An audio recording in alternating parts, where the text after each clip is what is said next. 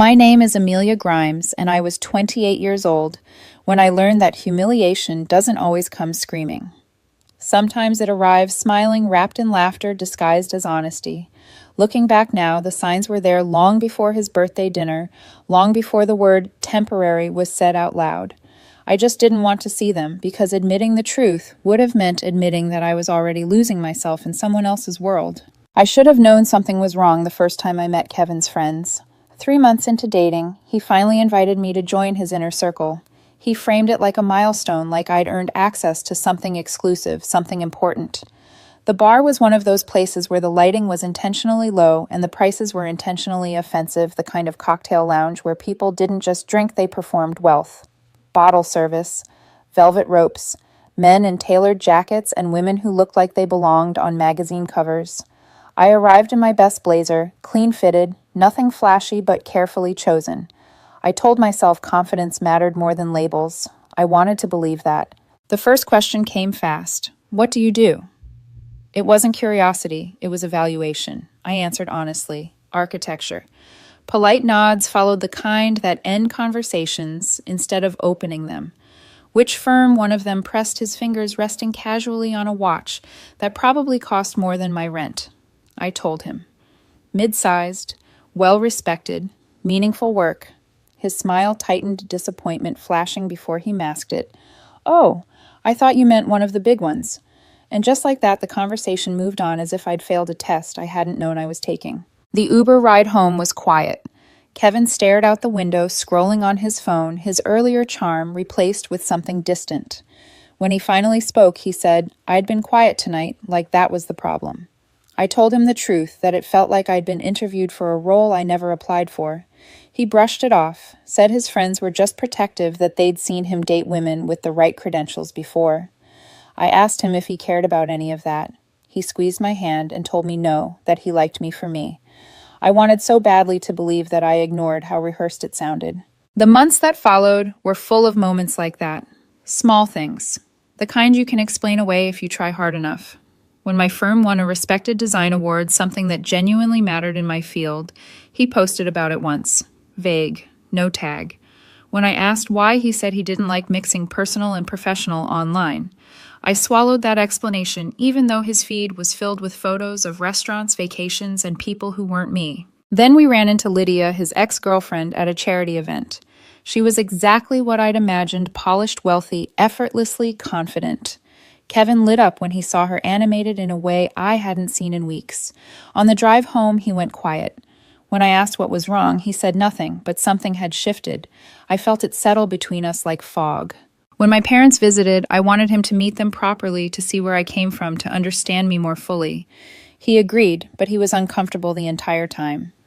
My father talked about his years working in a machine shop. My mother told stories about their tiny apartment when they first moved to the city. Kevin smiled politely, checked his phone, nodded at the right moments. Later, he called them sweet, in a tone that somehow made it sound like a flaw. By month 7, Lydia's name came up constantly. Lydia took me here. Lydia knew the owner of that gallery. I told myself I wasn't insecure, but I wasn't blind either. And when he announced his birthday dinner, a lavish, expensive spectacle meant to impress people who barely knew him, I felt a knot form in my chest that wouldn't go away. I just didn't realize yet that the night wasn't about celebration at all. It was about revelation. If the early months were filled with subtle discomfort, the ones that followed were defined by something worse: erasure. Kevin didn't withdraw his affection. In private, he was still warm, still attentive, still capable of making me feel chosen. That was what made it confusing. What changed was how he treated me when the world was watching, as if my presence became something to manage instead of something to celebrate. At dinners or events, I stopped being introduced with intention. He would say my name quickly, vaguely, already turning back to the person who mattered more in that moment. Conversations flowed around me, not through me. When someone asked what I did, Kevin often answered for me, compressing my work into a sentence that sounded smaller than it was easier to digest, easier to dismiss. I noticed how relieved he looked when the attention moved away from me and back to investments, real estate, and people whose success came with recognizable labels. I told myself it wasn't personal. I told myself he was just used to a different environment, that I didn't need public validation because I was secure. But security doesn't mean wanting to disappear. It doesn't mean shrinking so someone else can feel bigger. That same month, my firm landed a project I was genuinely proud of. It wasn't flashy, but it mattered. I came home energized, spreading my sketches across the table, talking about the design choices, the community. Impact the long nights that had finally paid off. Kevin listened, smiled, kissed my forehead, told me he was proud of me.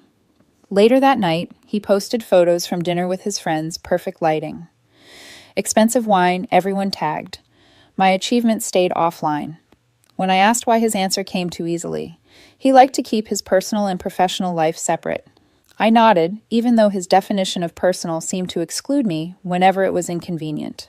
The second time we ran into Lydia, there was no pretending it was coincidence. She fit into his world effortlessly, greeting people by name, laughing at the right moments, wearing confidence like it was custom made. Kevin changed around her. His posture straightened. His voice grew animated. He seemed lighter, like someone slipping back into a version of himself that felt familiar and approved of. I watched them talk, noticing how easily their rhythm returned, how little explanation they needed with each other. On the drive home, he went quiet. When I asked what was wrong, he said nothing. But the silence between us felt heavier than words. From that night on, her name appeared more often in conversation, usually casually, like he didn't realize how often he brought her up. Lydia loved this place. Lydia knew the owner. Lydia had great taste. Each mention landed like a reminder of something I wasn't meant to compete with, but somehow always was. When my parents visited the city, I wanted him to see them fully, to understand where I came from, what shaped me. He agreed to dinner, but his discomfort was obvious.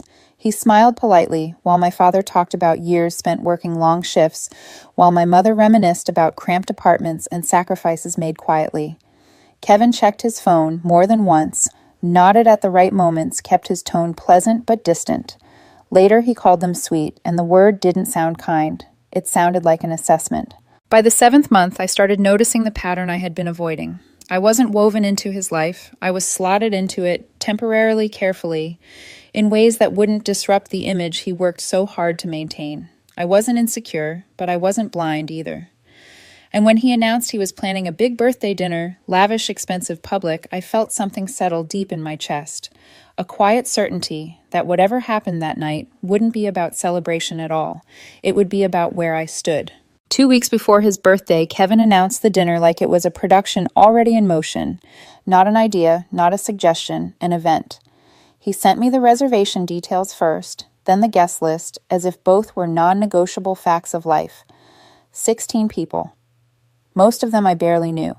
Some I'd only met once, all of them firmly rooted in his world, not mine. I looked at the restaurant name and felt my stomach drop. It was the kind of place where menus didn't list prices because they assumed you didn't need to ask.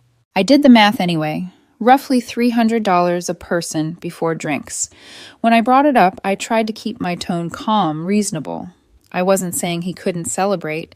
I wasn't saying he didn't deserve something special. I suggested something smaller, more intimate. Just the two of us. Somewhere meaningful. Somewhere real. He laughed like I'd missed the point entirely. He told me everyone was paying for themselves, that it was his birthday, that he only turned 28 once. When I hesitated, he tilted his head and asked if I really couldn't afford one nice dinner. The question wasn't cruel on its own, but it carried an edge that cut deeper than he realized. I told him it wasn't about the money. He pushed. So what was it about? I paused longer than I should have, searching for the right words. Knowing the wrong ones would change everything. I said it felt like he wanted to perform for people instead of just being with me. The shift in his expression was immediate. The warmth drained from his face, replaced by something cold and defensive. Not everyone is satisfied with just being, he said. Some of us have standards. He didn't apologize after that. He didn't soften it. He let the words sit between us like a verdict. The week before the dinner, I finished his gift. I'd been working on it quietly late at night, pouring myself into it the way I always did when words failed me. It was a custom architectural drawing of the building where we first met that gallery opening, where we talked for hours, where he'd told me I was the most interesting person he'd met in years. I framed it carefully, every line deliberate, every detail intentional. It wasn't expensive, but it was honest. It was us, at least the version of us I believed in. I showed it to my sister Eleanor when I visited her that weekend. She studied it for a long moment, tracing the lines with her eyes. She told me it was beautiful that anyone would be lucky to receive something made with that much care. Then she looked at me, really looked at me, and asked a question I wasn't prepared for. She asked if I was happy, not if I loved him, not if things were good, if I was happy. I brushed it off at first, told her she didn't know him like I did, that relationships weren't perfect. She didn't argue. She just said sometimes it's easier to see clearly when you're not the one in love. The night of the dinner arrived faster than I wanted it to. I dressed carefully, choosing something elegant, but understated something that felt like me. When I arrived at the restaurant, it was already buzzing, champagne, flowing laughter, echoing off glass and marble. Kevin barely kissed me hello. He took the wrapped gift from my hands without really looking at it and gestured toward a table near the entrance where other presents were stacked. Designer bags, recognizable logos. My gift disappeared among them, smaller, quieter, easier to overlook. The seating arrangement told me everything I needed to know before a single word was spoken. Kevin was placed at the head of the long table, surrounded by his closest friends. I was seated near the far end between people who were already half drunk and barely interested in conversation.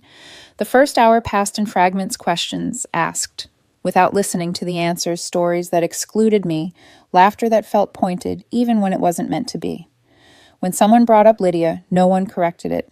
Kevin laughed along. I watched him, waiting for him to notice me, to include me, to choose me. He didn't. By the time dessert menus were handed out, I felt like I was watching the evening from outside myself, detached, observant, oddly calm. Something in me had already started to shut down to prepare. I didn't know exactly what was coming, but I could feel it approaching, heavy and inevitable. The room grew louder. Glasses clinked. Someone stood up to make a toast. And in that moment, I realized the night wasn't spiraling out of control. It was moving exactly where it had always been headed. The speech started like all the others that night, too loud, too confident, coated in alcohol and affection that only existed on the surface. One of Kevin's closest friends stood up, glass raised, smiling broadly, as everyone groaned and laughed in anticipation. She talked about how amazing he was, how successful, how driven, how he deserved the best this city had to offer. People clapped, someone whistled. I sat still, hands folded in my lap, already feeling like I wasn't part of the room. Then she laughed and said that since Kevin had brought a date tonight, it was only fair to introduce me properly. She turned toward him, grinning. "Go on," she said. "Introduce your girlfriend." Kevin stood up, unsteadily. Champagne glass still in his hand. He smiled, but it wasn't the smile he gave me when we were alone. It was performative, exaggerated, meant for the audience. He gestured vaguely down the table in my direction, as if pointing to an object rather than a person. "This is Amelia," he said. A few people waved. Someone nodded. He hesitated, then added, She's my girlfriend." He made air quotes as he said it. Laughter rippled around the table. I felt my body go very still, like everything inside me had frozen at once. "But seriously," he continued, eyes flicking toward me, now a smirk tugging at his mouth. "Don't get any ideas." More laughter, louder this time. "You're just temporary." The sound in the room didn't stop completely, but it changed. Conversations stalled. Forks paused midair. Someone shifted uncomfortably in their seat.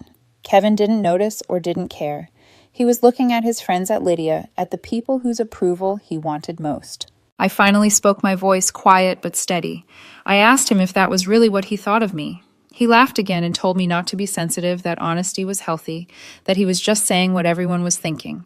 He gestured around the table, comparing me to a bridge, a phase, something you pass through on the way to something better. Someone tried to interrupt. Someone else laughed nervously. Lydia smiled into her glass. I listened. All of it. Every word landed with painful clarity, stripping away the excuses I'd been making for months.